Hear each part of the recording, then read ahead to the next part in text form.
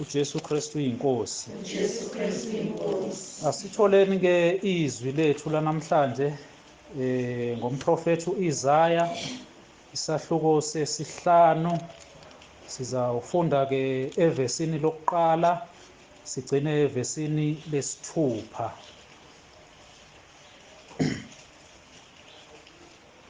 uJesu wami uyaphila ngiyobisa abantu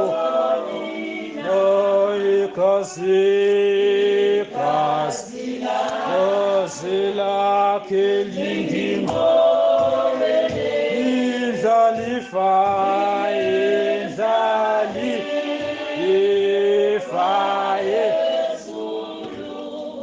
esesiyitholile ke nabo sizoqala ke ukufunda incwadi kaIsiah chapter 5 verses 1 sigcine kuverse 6. Uma sengiyifundile ke ngizacela ke ubaba uMakhathini asikhulekelele izwi. Isihloko phezulu, isivini sikaJehova. Mangihlabelele ngothandiweyo wami, isihlabelelo sothandiweyo wami ngesivini sakhe. Othandiweyo wami wayenesivini egqumeni elivundile kakhulu. Wasimba, wakhipha amatshe aso, wasitshala ngomvini omuhle. Wakha isiqongo sokulinda phakathi kwaso, waqopha isikhamo kuso. Wethemba ukuthi siyakuthela izithelo zomvini, kepha saveza izithelo zasendle. Manje nina enakhileyo eJerusalema, madoda akwaJuda, ake nahlulele phakathi kwami nesivini sami. Ngakwenziwani futhi esivinini sami engingakwenzanga kuso na? Kungani ukuba lapho ngithembe ukuthi siyakuthela izithelo zomvini, saveza izithelo zasendle na? Sengiyakunitshela engiyakukwenza kuso isivini sami. Ngiyakususa uthango lwaso ukuze sidliwe. Ngidilize ugange laso ukuze sinyathelwe. Ngiyakusenza sibe yincithakalo, asiyukuthenwa, asiyukulinywa, kepha kuyakuvela amakhakhasi nameva. Futhi ngiyakuyala amafu ukuba angasinisi imvula phezu kwaso. Bamakhathi.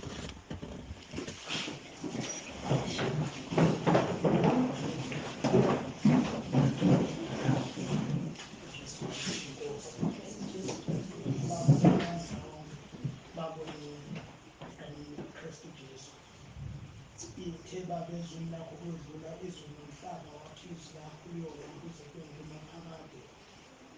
sesikhona Baba Oyingcwele, lungisa Baba iy'nhliziyo zethu ney'ngqondo zethu kube zizwe umusa wakho.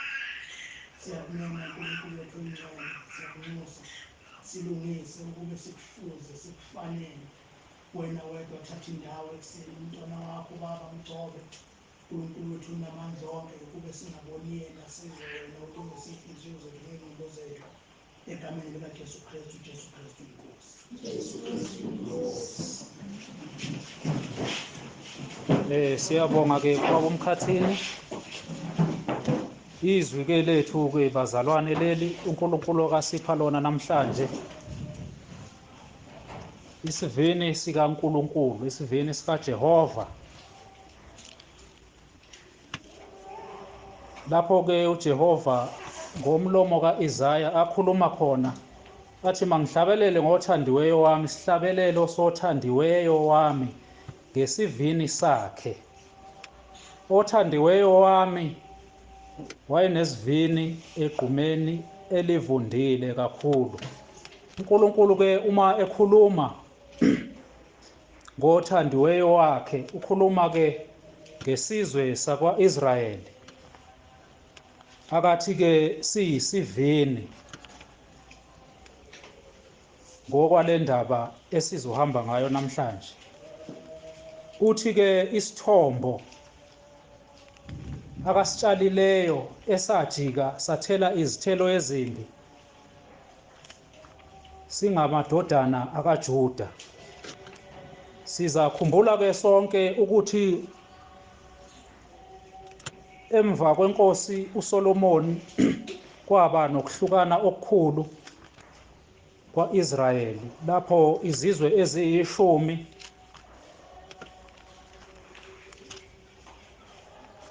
zahlubuka noma zahlukana phakathi, kwasala isizwe esisodwa sakaJuda sinenkosi yaso no-Israyeli unenkosi yaso.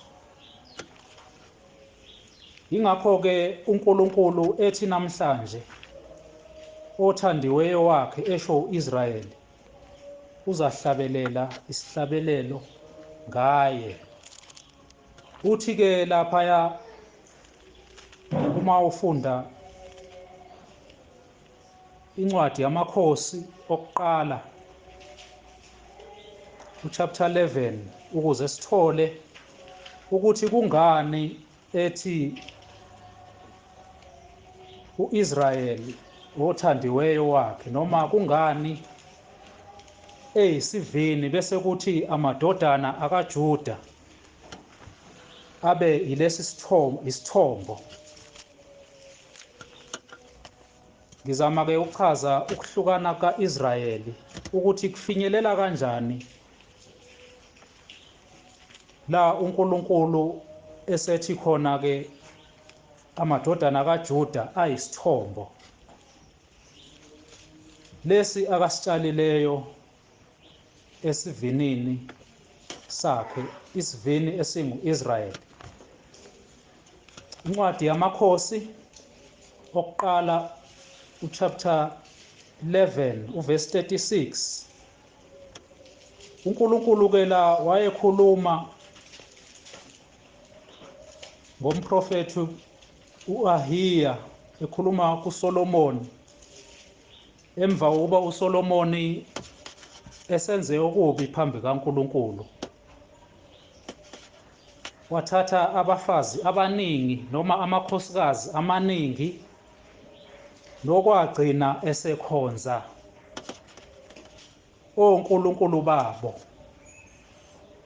Labo onkulunkulu akafika nabo babevela ezizweni ezaziyizitha zika-Israyeli, ngoba kwase kukhonzwa unkulunkulukazi waseSidom u-Ashithorothi, sekukhonzwa uKhimoshi unkulunkulu wakwaMowabi, sekukhonzwa uMilkhomu unkulunkulu wama-Amoni.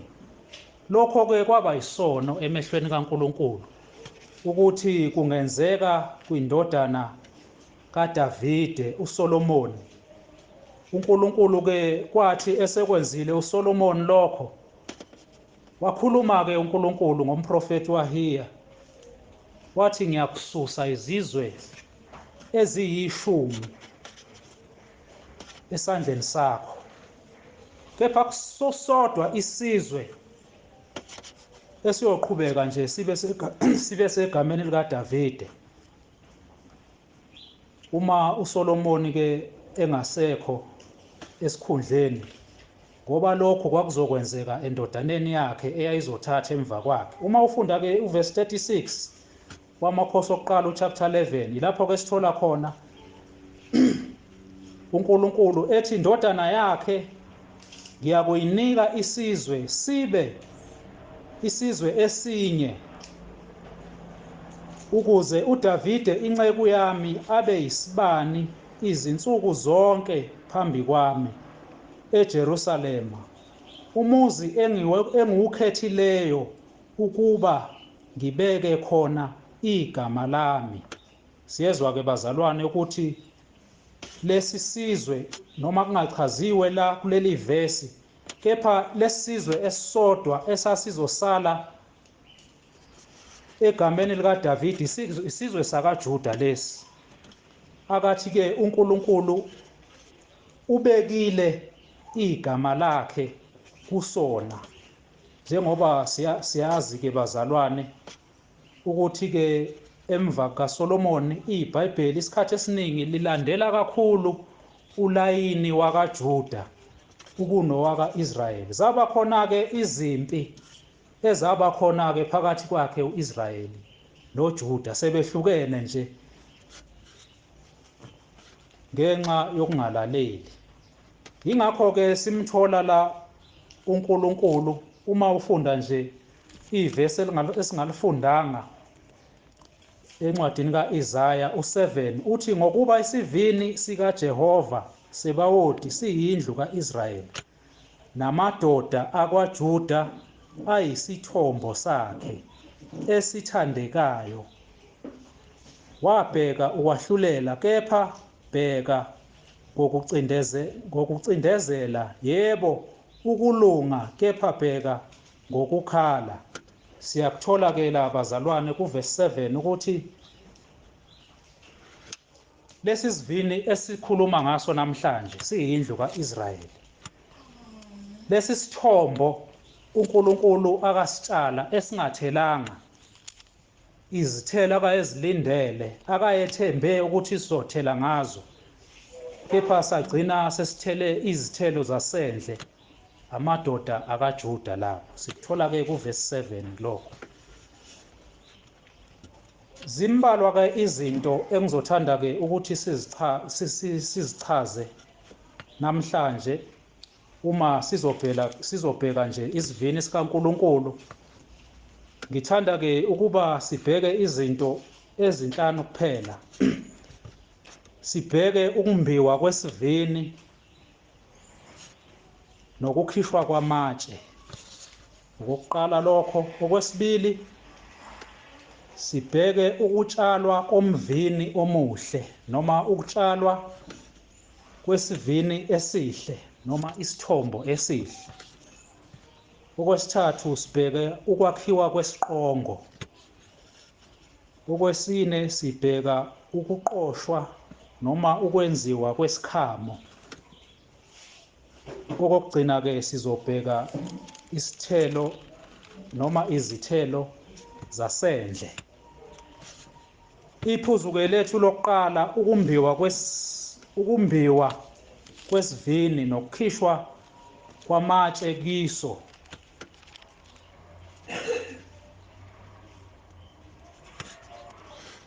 Izwi likaNkulunkulu-ke bazalwane elikhipha umuntu ezinkingeni, elikhipha umuntu osizini. Uma ufunda incwadi yamaHebheru 4, ngizama ukuthi sichaze ukumbiwa nokukhishwa kwamatshe. MaHebheru chapter 4 ivesi nje esilijwayele kakhulu, verse 12. Ngokuba izwi likaNkulunkulu liphilile linamandla, libukhali kunezinkemba zonke ezisika hlangothi zombili. Lihlaba kuze kuhlukaniswe umphefumulo nomoya, amalungu nomkantsha. Lahlulela imicabango nezizidlo zenhliziyo.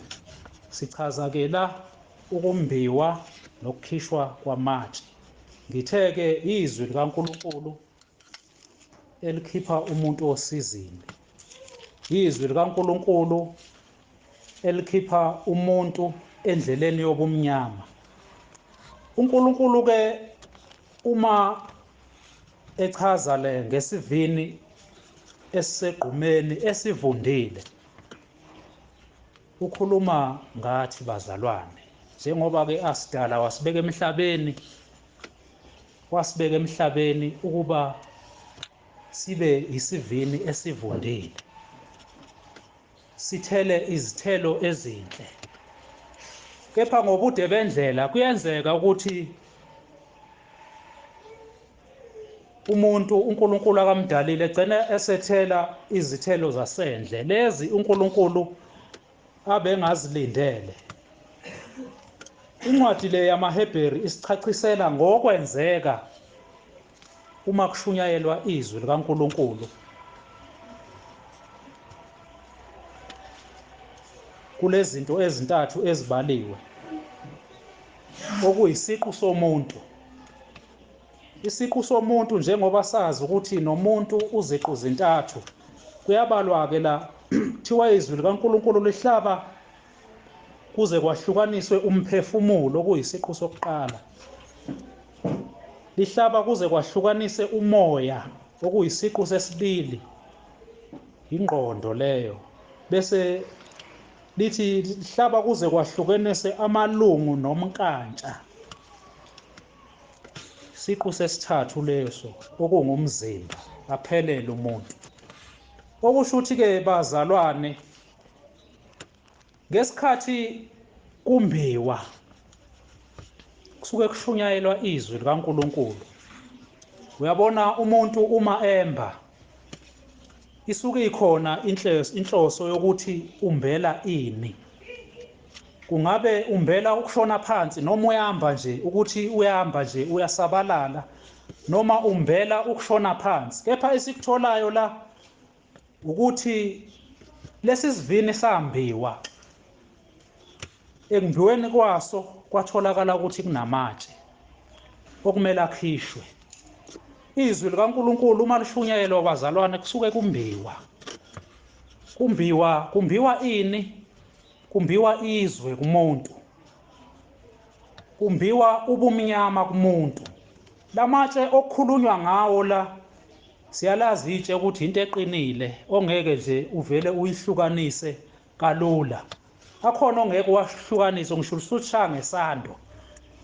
Nathi-ke bazalwane sasinjalo, noma sinjalo, singakalamukeli izwi likaJesu Kristu, sasiyisivini esinamatshe okumele simbiwe ngezwi likaNkulunkulu, kukhishwe izwe, kukhishwe amatshe, ukuze ofikayo azotshala.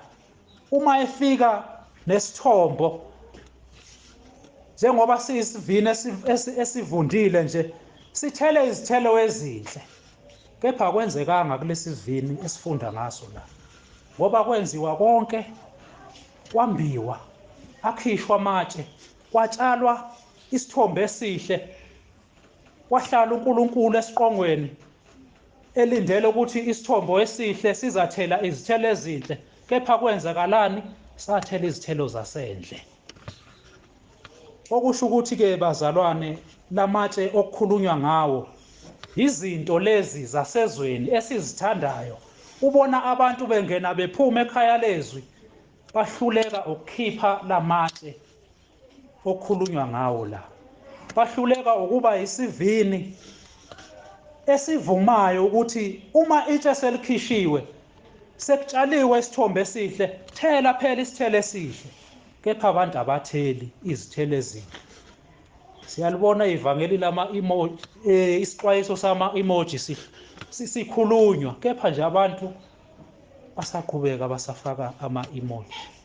Ungasho ukuthi lo muntu uthela izithelo ezinhle. Angithi sekukhulunyiwe ngezwi likaNkulunkulu, saxwayiswa ngalezi zinto, kepha ukhona ekhaya lethu usaqhubeka wenza lezi zinto esesixwayise ngazo. Awutheli yini izithelo zasendle uma wenza njalo? Awufani nalesivini esithi okwathi uNkulunkulu esesilungisile saba sihle, wafaka isithombo sakhe, akasithembile ukuthi sizothela kahle, waqhubeka, saqhubeka sona sangathela izithelo ezinhle. Nathi-ke bazalwane, uma singalithembi izwi likaNkulunkulu, singagcina sesifaniswa nalesi sivini ukuthi sekusetshenzwiwe kiso imisebenzi emihle, kepha nje sona asangathela izithelo ezinhle. Uma ufunda incwadi lapha yaseGalatia 5 uvesi 19, ngifuna ukubala lamatshe akhishwayo esivinini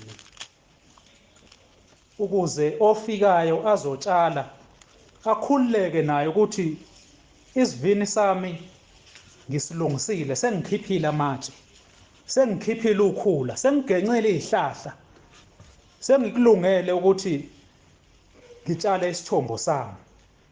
Khulunywa ke la ngemisebenzi yenyama okungamatshe ambiwayo kithi bazalwane, ukuze sibe abazalwane abazothela izithelo ezinhle.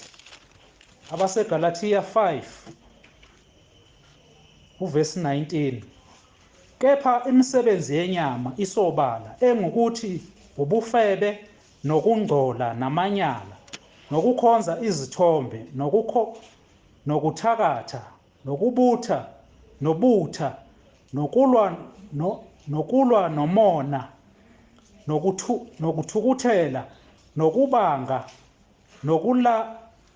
nokwalana, nokwahlukana, nomhawu, nokudakwa, nokuxokozela, nokunjalo engandulela ukunitshela ngakho, njengokuba senginitshela ukuthi abenza okunje angeke balidle ifa lombuso kaNkulunkulu.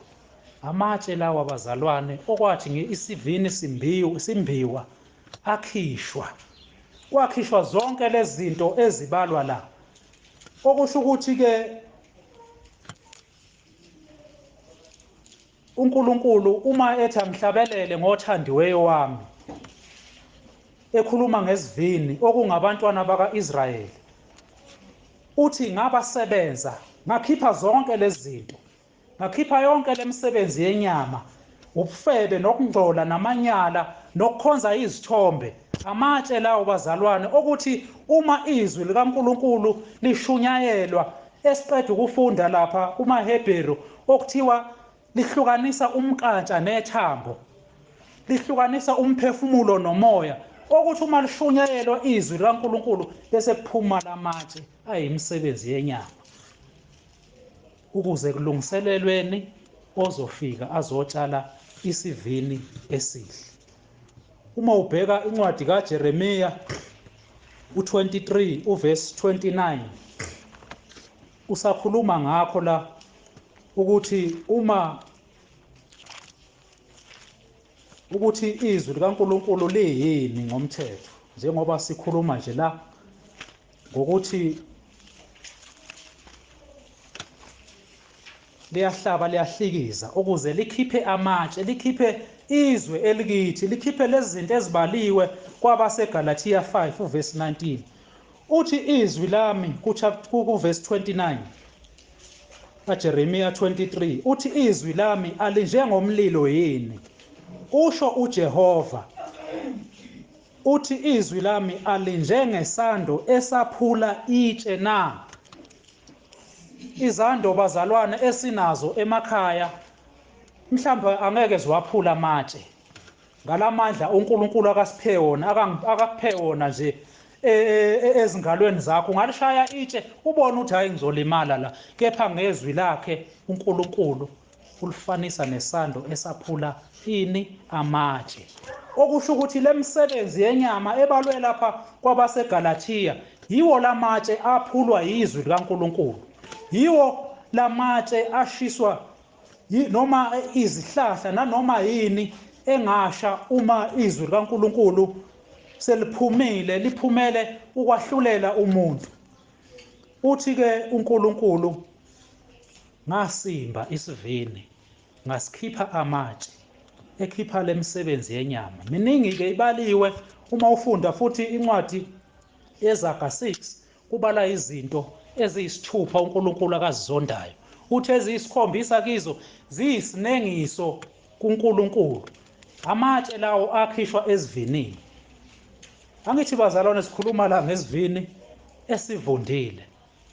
Kepha ekuhambeni kwasikhathi sizothola ukuthi lesivini esivundile osekwenziwe umsebenzi omuhle kangaka kiso sisazothela izithelo zasendle. Kwenzeka kanjani lokho? Kwenzeka uma bazalwane umphefumulo yethu ingalungisiwe. Athi uSolomoni kwincwadi yeZaga 19 uvesi 2, athi akulungile ukuthi umphefumulo womuntu ungabi nakwazi. Onjani umphefumulo ongenakwazi? Umphefumulo ongenakwazi ilo othi umuntu uhlangana naye endleleni, mhlambe umakhelwane, mhlambe umngani wakho, akudlule engakubingeleli. Kepha ngoba umphefumulo wakho akunakwazi, uzavuka into okuthelo kwakuwe ukuthi hawu, usubanibani ngithi ngiphila naye akangangibingelela. Kepha umphefumulo onokwazi, noma engakubingelelanga, uzothi nje uJesu Kristu uyinkosi, ungamnaki. Uzothi uJesu Kristu uyinkosi, umbingelele wena. Dingeka ukuthi bazalwane sibe nemphefumulo enokwazi, ngoba uma imphefumulo yethu ingenakwazi siyokwatiswa izinto ezincane nje. Kuyothi kusenzeke into encane emphakathini, kuthiwa kuyatelekwa namhlanje kushiswa amathaye, nawe mzalwane usuyabonakala laphaya ngenxa yokuthi unomphefumulo ongenakwazi usuyoshisa amathaye. Namhlanje sekuthi kwenzeka lezi zinto kusheshe kufika bemedia, sesiyokubona uvele endabeni sithi hawu, ngoba sikhonza naye nje lo mzalwane, ngenxa yani yokuthi umphefumulo awunakwazi. Kepha umphefumulo uma unokwazi uzokwazi ukugwema izinto eziningi. Uthi nje uma ubona ukuthi akusilona-ke icebo likaNkulunkulu leli, uthi uJesu Kristu uyinkosi, wenze okuyizwi likaNkulunkulu. Yiwo-ke amatshe okukhulunywa ngawo akhishwa kulesi sivini.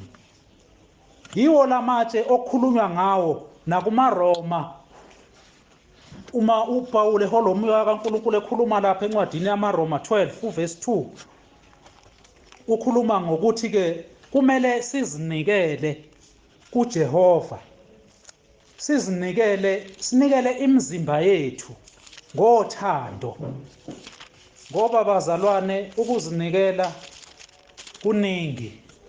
Ngikhuluma nje kade ngihlangana nomuntu nje lapha ephethe ibhodlela likabhiya ehambe ediyazela, ngingasazi nokuthi ngizadlulaphi. Uzinikele lowo muntu etshwaleni. Namhlanje sisenkonzweni nje ingoba sizinikele kuNkulunkulu.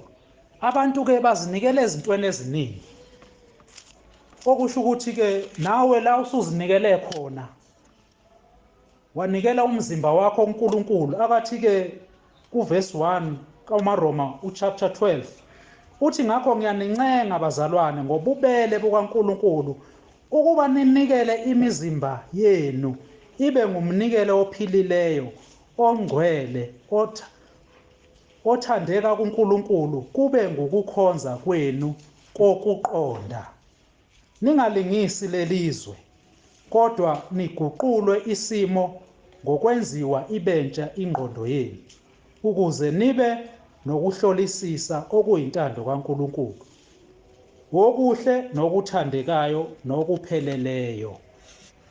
Siyasizwa-ke bazalwane, siyakhuthazwa la ukuthi uma sesinikele imizimba yethu kuNkulunkulu, singagcini phela lapho, kepha siphume ezweni, singalingisi izwe leli ekade libalwa izinto zasezweni lezi ekade zibalwa kwabaseGalathiya 5 uvesi 19, singaqhubeki phela senze lezo zinto, ngoba izwi likaNkulunkulu isuke limba, oshumayelayo usuke emba, ekhipha lamatshe, ekhipha izwe. Uma selikhishiwe-ke izwe kumuntu, sesiyazinikela, sesinikela imizimba yethu kuNkulunkulu, ukuze kube njani? Kuguqule ingqondo yethu ibentsha.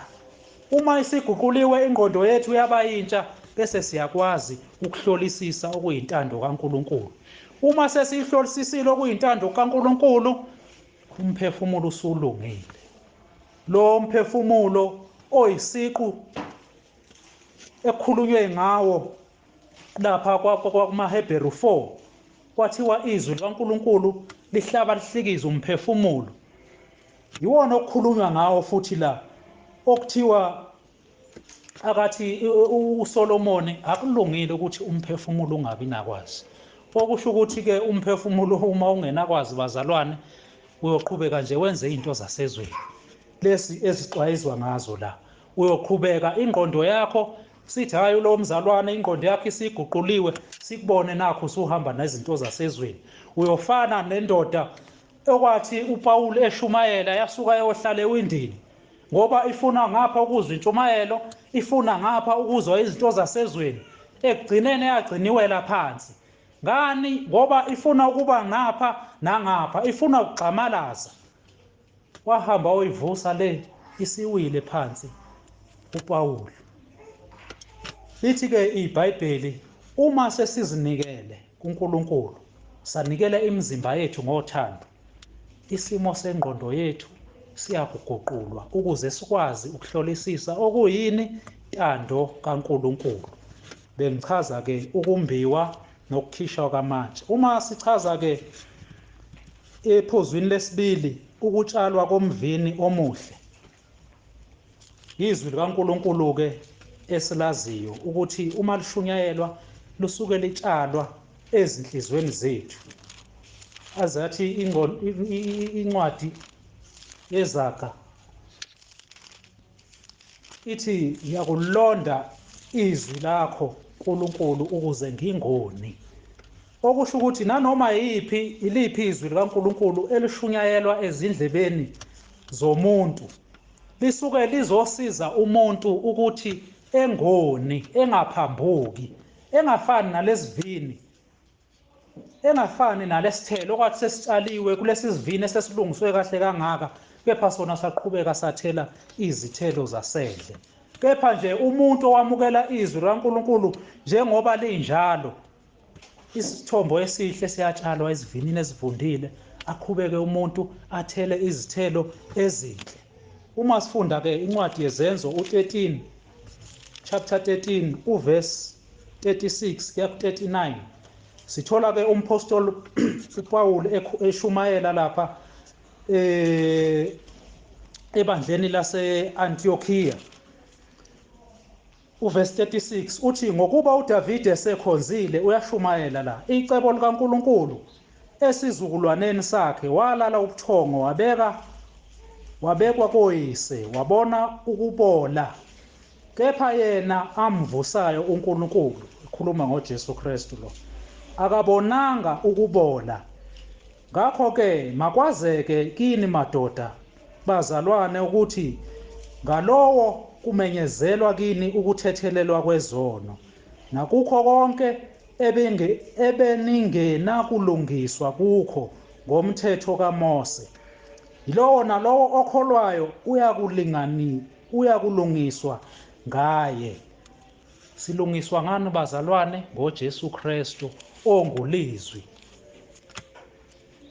Akathi uma ishumayela laphaya entabeni uJesu Kristu ku-chapter 5,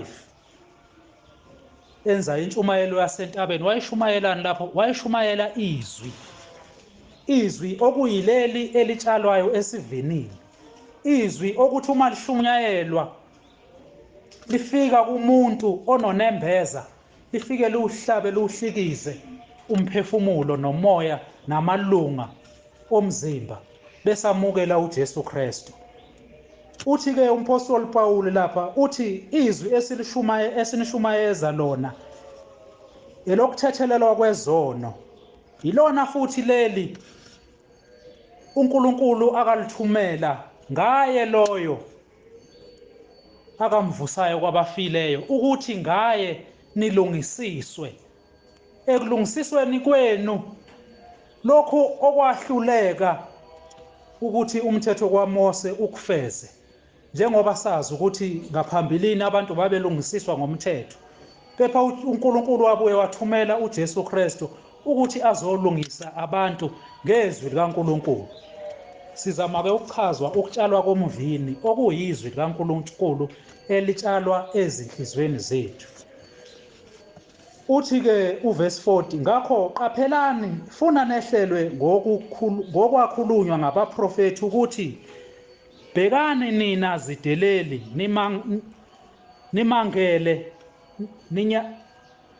nimangale ninyamalale ngokuba mina ngisebenza umsebenzi emihleni yenu, umsebenzi eningayo kukholwa yiwo nokuba umuntu enelandisa ngawo. Yilo leli izwi elashumayelwa kulabazalwane base-Antiokiya lishunyayelwa ukuze lingene enhliziyweni zabo. Uma selingenile enhliziyweni zabo bese yethemba oshumayelayo ukuthi bazothela izithelo ezinhle. Uma uqhubeka kuverse 44, sebelizwile lelizwi lithi kwathi ekuphumeni kwabo bacela ukuba lawo mazwi akhulunywe kubo ngesabatha nangesabatha elizwayo. Kusho abantu asebezwe izwi likaNkulunkulu, asebehlatshwe izwi likaNkulunkulu, babona ukuthi likhona ithuba lokuthi liphenduke. Bathini? Engathi la mazwi engiwakhulumile futhi kithi engakhulunywa futhi ngeviki elizayo. Abasho ukuthi anokhuluma amanye amazwi, ningaphindi lokho enikhulume ngezwi sesikuzwile, ngoba bakhona abantu abathi hayi uphinde intshumayelo lo sesayizwa leyo ntshumayelo sikhathele thina, kepha bathini laba bathi anokuphinda futhi nikhulume kithi lokho ngoba balibona ithuba lokuthi engathi sizophenduka la, engathi izwi likaNkulunkulu liyayithola indawo. Bathi engathi ngaphinde nikukhulume futhi lokho ngesabatha elizayo. Kusho abantu abathole izwi likaNkulunkulu la ngempela. Angithi nani nibazalwane nilana nje ingoba nithole ivangeli enibonayo ukuthi ivangeli la ngempela, elikhipha umuntu ezonweni, elikhipha umuntu osizini, elikhipha umuntu ezweni. Yilo leli ivangeli elishunyayelwa ekhaya lezwi, yilo leli ivangeli elishunyayelwa entabeni kaJehova kuyabonelela. Angithi uma usuyizwile inkonzo wezwa ukuthi hey ubaba umpostoli engathi ukhuluma into eyisimanga namhlanje, kube ngathi hey ungayiphinda nje, kube ngathi ungayiphinda nje. Kusho ukuthi uma wenza njalo ufana nalabazalwane abathi anowaphinda futhi lawo mazwi ngesabatha elizayo. Ngani? Ngokuthi ulizwile izwi likaNkulunkulu. Yikho-ke lokho okukhulunywa ngakho la ukuthi-ke wasitshala isithombo esivinini, uma esesimbile wakhipha amatshe. Yilokho-ke ekade sizama ukuchaza bazalwane. Uma uya lapha kuverse 43 noma kuverse 44 wazo izenzo, sekufike isabatha-ke elizayo lithi ngesabatha elilandelayo kwabuthana kucishe umuzi wonke ukuzwa izwi likaNkulunkulu. Angithi yibo labazalwane abathe anophinda futhi ngezwi ngeviki elizayo noma ngesabatha elizayo, anophinde futhi nikhulume lawo mazwi enikhulume kiwo kithi ngesabatha elidlule. Lithi-ke lafika isabatha elilandelayo kwenzakalani? Kwabuthana cishe umuzi wonke bezozwa izwi likaNkulunkulu. Angithi nathi bazalwane silana nje, sibuthene nje la sizozwa izwi likaNkulunkulu, sibuthana nje sihamba, umuntu engakhathali ukuthi uhamba ibanga elingakanani. Kunabantu la abasuka koKatlehong, kunabantu abasuka kude, nangubaba uMabasa nomndeni wakhe basuka le eMamelodi. Uyacabanga ukuthi iMamelodi kude kangakanani? Close to 100 kilometers. Uma usubheke koMhlanga basuka khona lithi izwi likaNkulunkulu bakuzwa okwashunyayelwa nguPawulu, bacela ukuthi akuphinde futhi nangeliviki elizayo. Lafika iziviki elizayo, okusho ukuthi base betshelene ukuthi kunezwi likaNkulunkulu elifike ngenye indlela empilweni zethu. Babuthana babaningi kwaze kwaba nomona abaJuda, bona labo uNkulunkulu akathi bayisithombo esingathelanga izithelo ezinhle, abathela izithelo zasendle.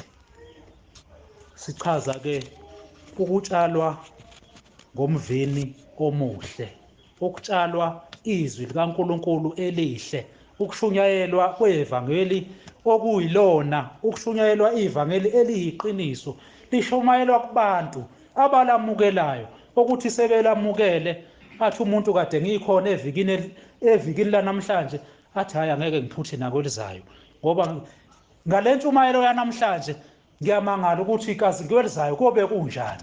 Khulunywa ngalowo mzalwane ke ukuthi uma esehlatshwe yizwi likaNkulunkulu azibonele ukuthi hey, ngingaphenduka, njengoba kushunyayela ukuphenduka nje kulezi insuku. Nampa abazalwane okwashunyayelwa kibo izwi, bathi alophindwa futhi.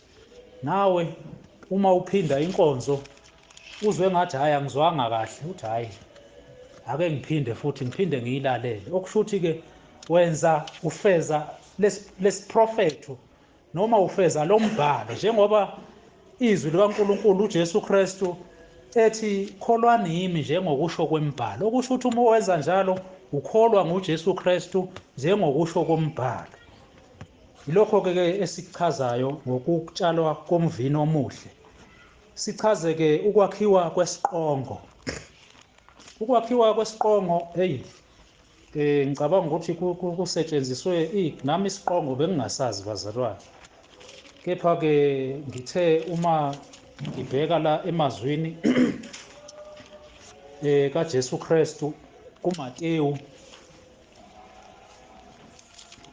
kimi-ke isiqongo kufike nje ukuthi hayi mhlambe into nje engaka, kanti kukhuluma nge-watch tower la, uma siyibeka nje ngolimi lokubolekwa, kukhulunywa isiqongo. Uyubone emaplazini kukhona lo mbhoshongo wakhiwayo onezitebhisi, ufike kube khona umuntu ukuze kube khona umuntu ohlalayo lapho bese yapopola-ke ebuke yonke indawo. Isiqongo-ke leso. Angithi la kwakhiwe izivini, uthi lo muntu uthi uNkulunkulu ukhuluma la, uthi wahamba izivini wasikhipha amatshe wasitshala ngesithombe esihle. Uma esesitshalile wakha isiqongo sokulinda phela, ukuze abheke ukuthi bakhona bazofika bezontshontsha, ukuthi uzabheke ukuthi azikho izinkomo noma izilwane ezizofika zizokomosha izivini. Isiqongo yileso-ke, ilo mbhoshongo okukhushukwa kiwo ngezitebhisi. Awumude kakhulu ukuze nje otshalile abone kahle okwenzakala kulesivini sakhe. Yileso-ke isiqongo. Akathi-ke uma echaza lapha uJesu Kristu kuMateyu 21 uvesi 33 uthi izwana omunye umfanekiso. Kwakukhona umuntu umninindlu owatshala isivini wasibiyela ngothango, wahamba khona isikhamo, sazofika kwisikhamo, wakha isiqongo sokulinda, wasiqashisa kubalimi, waya kwelinye izwe. Siyakuthola-ke la bazalwane ukuthi isiqongo esokulinda, esokubheka ukuthi akukho okufikayo okuzophazamisa isivini, akukho okufikayo okuzokwenza umonakalo esivinini. Uma esesenzile-ke isiqongo akagcini lapho, wakha nani? Nesikhamo. Isikhamo-ke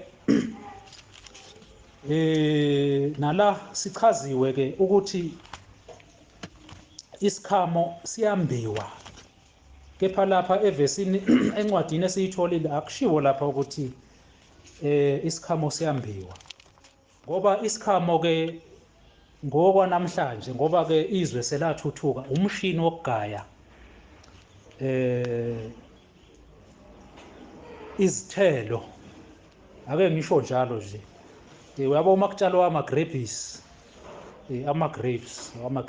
ngolimi lwasemsinga uma kutshalwa ama-grapes kuzokwenziwa iwayini esevuthiwe ayathathwa efakwe emshinini ukuze umshini wenze njani uwagaye bese kuphumani leyo juice ke ezokuhamba ke yokwenziwa iwayini yileso ke isikhamo kepha ke ngokwasendulo isikhamo yayingekho leyo mshini isikhamo sasimbiwa noma sasiqoshwa la phansi ingakho ke lapha kuMateyu 21 uJesu Kristu ethi wemba khona isikhamo ngoba isikhamo kwakuyini kwakungeyiwo umshini kepha ke kwakuyinto eqoshwa phansi yabo uma nje ningangivumela ukuthi ngisichaze kahle isikhamo lesesimbiwayo umnene Isivini uma esesimbile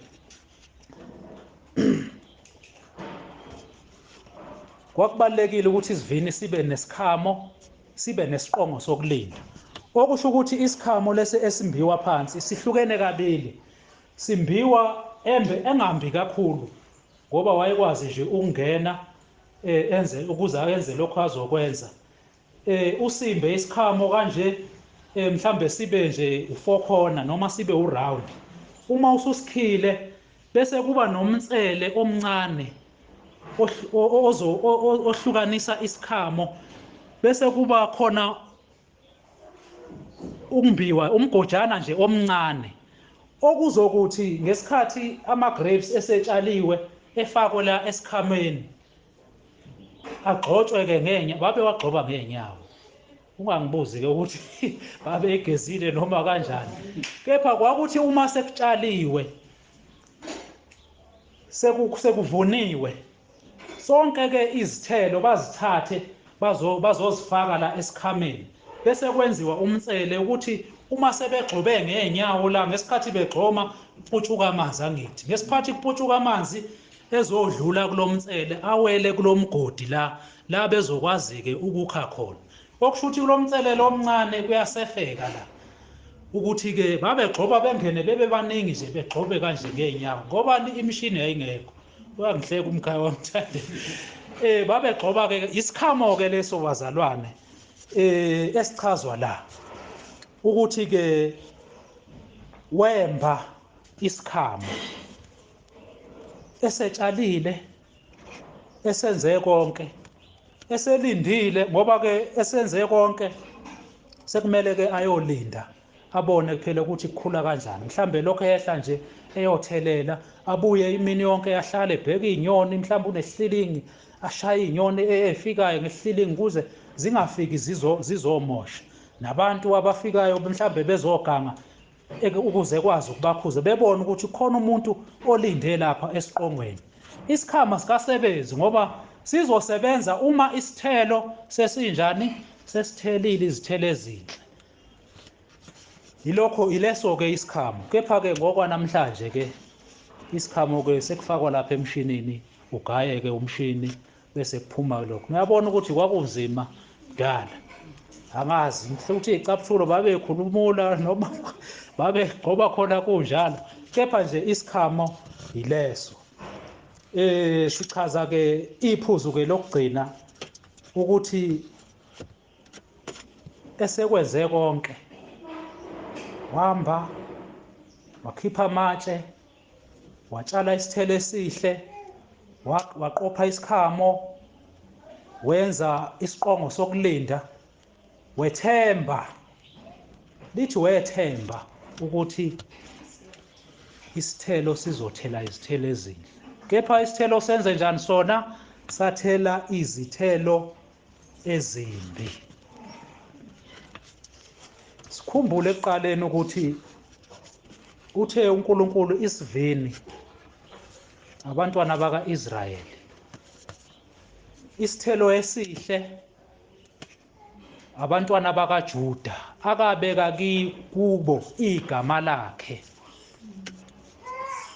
siyalwazi ke uhambo lwabo ukuthi alibangaluhle phambi kaNkulunkulu benzani bathela izithelo ezimbi izithelo zasendle Kwenzeka kanjani ke bazalwane ukuthi umuntu esesindisiwe wavuma izono wabhabhadiswa, lapho sesilindele khona ukuthi athele phela izithelo ezinhle, kepha yena enze njani?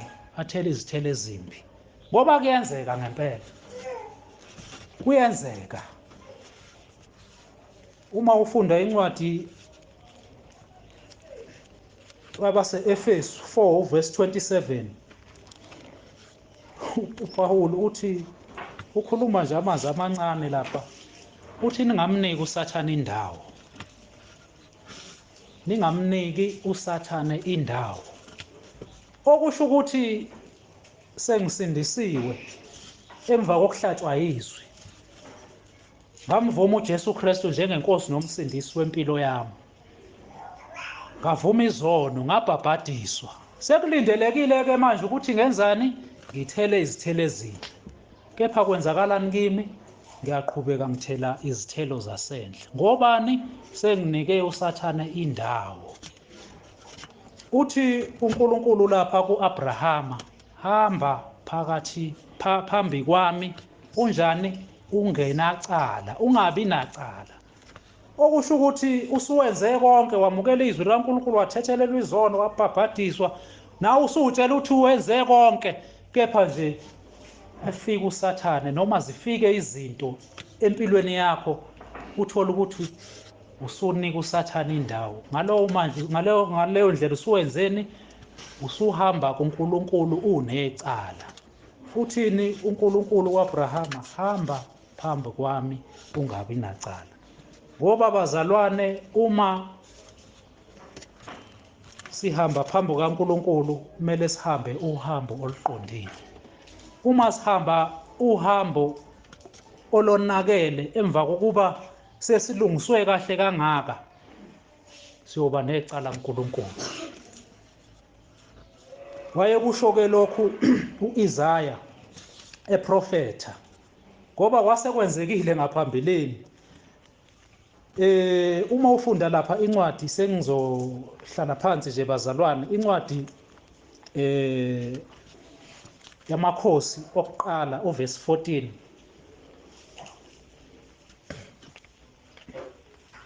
Amakhosi okuqala uverse 14.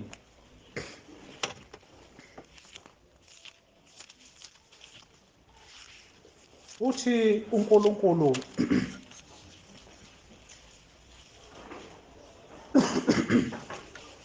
ekhuluma lapha kwindodana kaSolomoni eyayisithathe umbuso, amakhosi okuqala uchapter 14 uverse 21 kuya ku-24, uverse 21 kuya ku-24.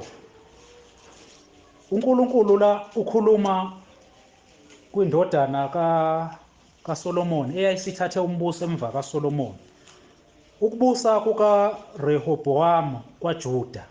uRehobhowamu indodana kaSolomoni wabusa kwaJuda. uRehobhowamu wayeneminyaka engama-44 ekuqaleni kwaze kwakhe ukubusa. Wabusa iminyaka eyi-17 eJerusalema, umuzi awakhileyo uJehova ezizweni zonke zakwa-Israyeli, ukuba abeke khona igama lakhe. Siyezwa-ke bazalwane, uNkulunkulu wabeka igama lakhe kubantwana bakaJuda. Igama likanina linguNahama wakwa-Amoni. uJuda wenza okubi emehlweni kaJehova. Bayaqala-ke manje bathela izithelo zasendle. Wenza okubi emehlweni kaJehova, wamvusela umhawu naphezu kwakhe konke abe kwenzile uyise ngezono zabo abazenzayo. Nabo bazakhela izindawo eziphakemeyo nezinsika nawo-Ashera emagqumeni onke aphakemeyo naphansi kwemithi yonke eluhlaza. Kwakukhona nezifebe zethempeli kulelozwe. Benza njengazo zonke izinengiso zabezizwe uJehova abaxosha phambi kwabantwana baka-Israyeli. uJehova abaxosha phambi kwa-Israyeli. Wobani uNkulunkulu akabaxosha phambi kwa-Israyeli? Waxosha abantu baseKhenani, wabaxosha wabakhipha ezizweni saseGibhithe lapho babekhonza khona izithombe. Uthi-ke uNkulunkulu, senibuyele kulezo zinto enganixosha kizo, senibuyele kulabo ezenzweni zalabo bantu engathi niphume kibo. Uma ufunda incwadi kaLeviticus 18, uNkulunkulu usuke esho lokho, usuke eyala u-Israyeli ethi ningazenzi izinto eziningi. Uma uyifunda yonke nje uLeviticus chapter 18 usuke ekhuluma ngemithetho yokuganana noma imithetho yemishado, ebatshela ebayala ukuthi ningakwenzi lokhu, ningakwenzi lokhu, ningakwenzi lokhu, ningakwenzi lokhu. Manje kufika la sebekwenza khona. uNkulunkulu uthi-ke senibe yisinengiso, senenze okubi phambi kwami. Angithi esikuchazayo la ukuthi umuntu eseshunyayeziwe, wavuma izono, wahlatshwa izwi likaNkulunkulu, wabhabhadiswa, wenza konke lapho esekulindeleke khona ukuthi athele izithelo ezinhle. Wenze njani yena? Uthela izithelo zasendle. Ngani? Ngenxa yokunika uSathane indawo, ngenxa yokunika uSathane ithuba. Angithi uJesu Kristu uthi kowesifazane oselethiwe ezokhandwa ngamatshe, uthi baphi abamangaleli bakho? Uthi lo wesifazane, abekho Nkosi. Uthi hamba-ke ungabe usona. Okusho ukuthi bazalwane, sesenziwe konke, sathethelelwa izono, sahamba kahle phambi kaNkulunkulu, kepha nje kwahamba saphinde sona futhi. uJesu Kristu uthi hamba ungabe usona. Usho njalo futhi nakwindoda eyagula iminyaka okuthiwa yagula 38 years. Uma ehlangana nayo isimdumisa ethempelini, uthi hamba ungabusona. Okusho ukuthi bazalwane, uma sesenzelwe konke, uma sesenze konke, saphenduka ngokuphenduka okufanele izwi likaNkulunkulu, ngenxa yobude bendlela saqhuzuka endleleni, sesithela izithelo zasendle. Ngenxa yani? Yokunika uSathane indawo. uNkulunkulu-ke abusise lamazwi kuze kube phakade. Amen. Mphathi wohlelo, ngicela nje ungithathele iculo u-136 uma ungakwazi, bese ngicela uMabhena asibongele izwi. Sina 6 minutes. Ngibona sekunabazalwane ngaphandle, angazi abazongena lapha noma hayi, cishe abaphumayo 136.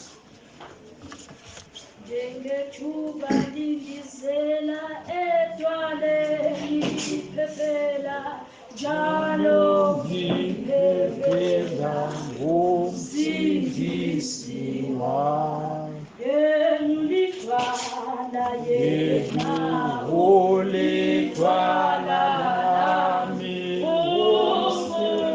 umsindisa wami, sukume bazalwane, inhliziyo yami, umsindisi, ngiyaqasha, umsindisi, ngiyaqasha, lapho ngiziphumulela kahle,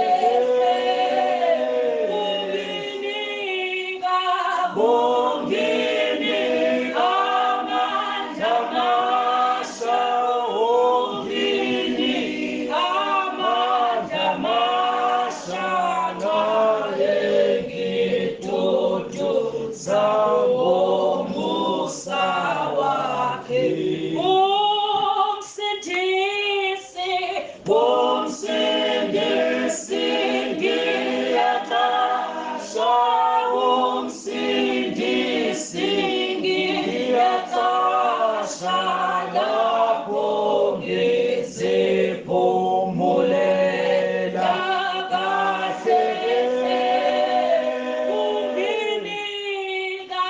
unginika amandla amasha, unginika amandla amasha, xa engiduduza ngomusa wakhe. Nxa umlingi engicupha, nezilingo zingihlupha, ngiyoJesu oyisiphephelo sami. Noma imikhonto iyaciba, ngizifihla ngiyaziba, ngoba iqine liyonginqabaya.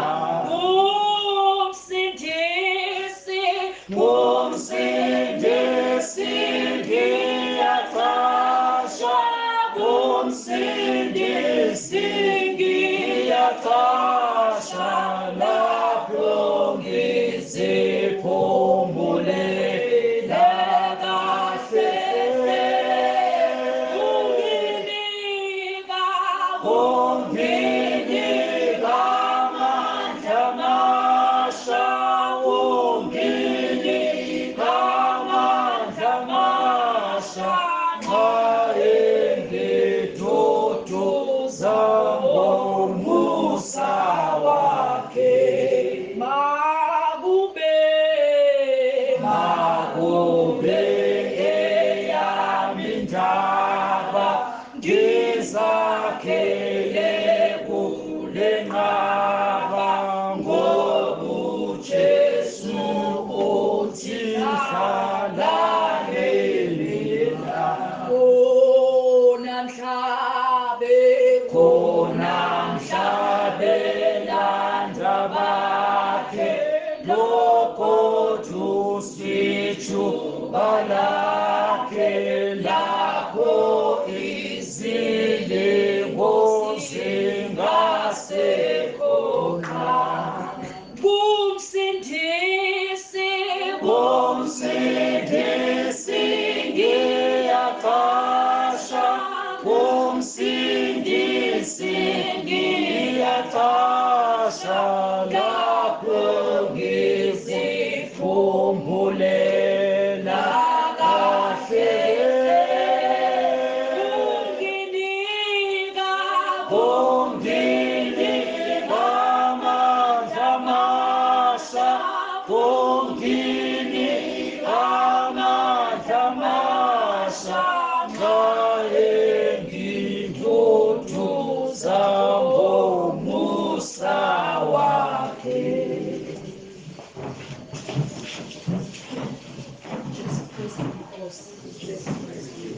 Baba, egameni likaJesu Kristu sinazaretha uNkulunkulu wethu ongcwele, siyaphinda Nkosi ukuthoba, siletha Nkosi isibongo, siletha udumo kuwe Nkulunkulu wethu ongcwele. Wena othe yibani ngcwele ngokuba nami ngingcwele. Baba wethu ongcwele, sibonga ukukhuluma kwakho emini yasekuseni. Sibonga Nkosi Jesu ukuthi usuku losuku uyasihlelela isinkwa esisha. Siyabonga Nkulunkulu wethu onamandla ukulungiswa ngezwi lakho. Baba wethu ongcwele, uthi ngabe kuyini Nkosi okungenziwanga esivalweni sakho. Nkulunkulu wethu ongcwele, ngoba umuntu Nkosi uthi usukhulumile naye aphinde one. Baba wethu ongcwele, akukho nokuzilandulela phambi kobuso bakho. Silekelele-ke Nkulunkulu senze izwi lakho. Sesikhulekela nje Baba uNkulunkulu kulenza izwi lakho. Siyanxusa egameni likaJesu Kristu waseNazaretha ukuthi Nkosi sisazosihlukana simakhaya kube yilona lowo Nkosi ethi Yesu ukukhuluma kwakho Nkosi ususibonisile Nkosi nangezithelo zonke Nkosi ezimbi ezinhle, ukuthi uNkulunkulu wethu ongcwele umuntu mayesesuke kuphinde one. Baba wethu ongcwele athele izithelo ezimbi. Jesu seqhathiwe kususwa amatshe. Size Nkulunkulu wethu ongcwele singagqibi imigodi osuyimbile, ukuba Nkosi yami iphophoza amanzi aphilisayo naphilisayo aphilileyo. Baba wethu ongcwele siyalibonga izwi lakho udumo lonke Nkosi lungolwakho lukufanele. Busisa Nkosi nomntwana wakho sikhonze ngaye, qhubeka Nkosi umsebenzisa, qhubeka uNkulunkulu wethu ongcwele uyikhulumise impilo yethu, ilawule impilo yethu. Siyazidela-ke nantambama baba uNkulunkulu phambi kobuso bakho, akukho lokungcono Nkosi esingazilandulela ngakho. Siyabonga uNkulunkulu wethu ongcwele ukukhuluma ngakho, udumo namandla nobukhosi kukufanele, ngoJesu Kristu eyinkosi, amen. Sawunkosi uJesu Kristu, uthando kaNkulunkulu nobudlelwane bukaMoya oNgcwele makube kithi sonke ngabanye ngabanye kuze kubuye inkosi yethu uJesu Kristu. uJesu Kristu inkosi. Amen.